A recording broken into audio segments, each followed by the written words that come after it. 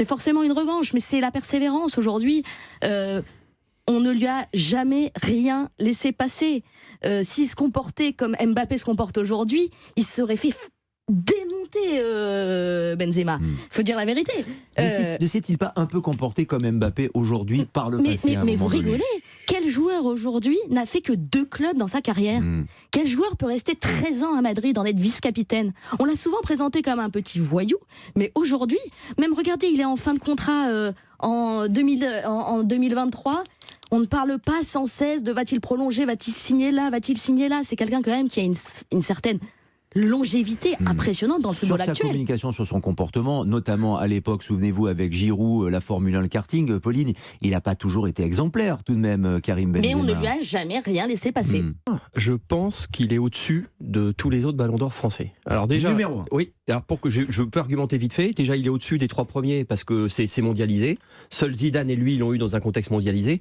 Platini on n'aurait peut-être pas ramassé 3 alors qu'il était contemporain de Diego Maradona, sans vouloir... Donc ça me semble être le mérite du dessus. Et je trouve, alors ça choque énormément, mais je trouve que c'est un plus grand joueur que Zidane. Je le trouve plus complet, je le trouve plus décisif. Il a un rayonnement collectif qui est comparable, même si on ne peut pas non plus dire que c'est tout à fait le rayonnement collectif, mais c'est un rayonnement collectif comparable. Il a plus gagné que lui, il a gagné 5 fois plus de Ligue des Champions, il a marqué énormément de buts, il y a une permanence au très très haut niveau que je trouve il est plus régulier, parce que le Zidane des dernières années, même s'il fait une grande Coupe du Monde 2006, il est à la peine toute la saison. Donc très franchement, si on parle de foot, après on peut le faire à l'envers, mais si on parle de foot, je trouve que Benzema est un plus grand joueur que les 4 footballeurs français même qui ont si précédé. Zidane est champion du monde. On va pas ouvrir mais pour moi, et ça me regarde, on n'a pas donné à Benzema l'occasion il a été écarté pendant 5 ans. Voilà. Donc moi, très franchement, c'est quelque chose qui pour moi ne le pénalise pas. C'est, pour tout vous dire, encore quelque chose que j'ai un petit peu à travers la gorge. Je vais pas polémiquer là-dessus, mais pour moi non. Ce qui lui manque en équipe de France, effectivement, ce qu'a Zidane, on lui a pas donné la possibilité de l'exprimer. 5 ans dans la carrière d'un footballeur de niveau. Donc moi, très franchement, mais je comprendrais qu'il y ait d'autres arguments, je comprendrais qu'on les conteste. J'ai aucun souci, mais en tout cas, je signerai avec mon sang ce que je viens de vous dire. Il y a peut-être un homme, Michel Moulin, qui a permis à Karim Benzema d'obtenir le Ballon d'Or. Qui est cet homme? Moi, je pense que c'est Deschamps. Pourquoi? C'est ironique.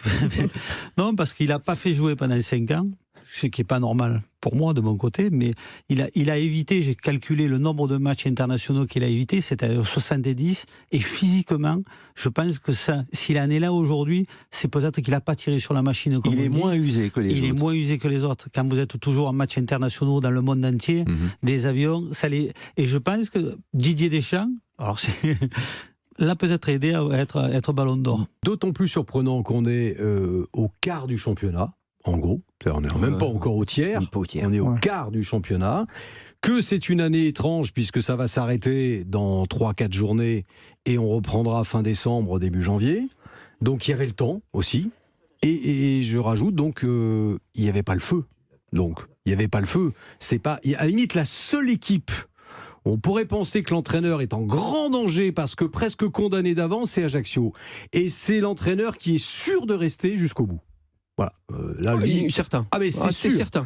Donc voilà, moi je m'interroge sur cette frousse des présidents, parce que c'est une année, on va répéter, une année à 4 descentes, mais quand même, quelle fébrilité. Je regardais sur les joueurs virés, il y en a sur les 5, il y en a 4 qui ont signé l'été dernier, l'été 2021. Ça veut dire qu'ils ont coaché 50 matchs en gros.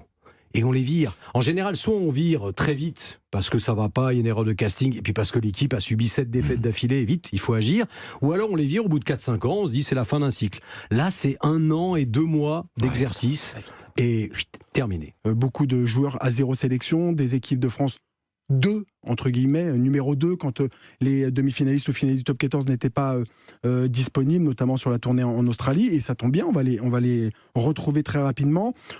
Il y a un nombre de blessés très importants qui sont des potentiels titulaires, et il y a aussi ceux qui malheureusement seront blessés. On a 7 ou 8 joueurs à 0 sélection, donc pour moi on n'est pas encore dans cette shortlist qui émergera, je pense, plutôt à mi-tournoi ou en fin de tournoi 6 Nations 2023. Je pense que le facteur X, c'est James Harden dans cette histoire, parce que Joel Embiid, on sait que c'est aujourd'hui un joueur extrêmement dominant. La saison dernière en play-off, il a eu quelques soucis de santé, c'est un peu comme un cyborg qu'on a empêché d'être à 100%, mais Harden a accepté de ne pas prendre un contrat maximum pour laisser de la marge financière à sa franchise pour pouvoir recruter un joueur défensif pour être plus fort collectivement. Voilà, pour moi, c'est la curiosité, ça va être le niveau de James Harden, parce que sur les 5 dernières années, bon après, on sait tous que je suis un peu fan de... Pardon. Nabil, James Harden, tu le sais, j'ai un peu de chambré, il laisse un peu de sous parce qu'il est grand temps qu'il se réhabilite après son départ de Houston et son départ des Nets. Il faut appeler un chat un chat. Alors, c'est sûr qu'il a une opportunité extraordinaire devant lui, qu'il est le facteur X, tu as raison. Mais pour lui, l'horloge tourne. L'horloge tourne. Il va nous faire une Benzema, il va gagner un titre sur la fin.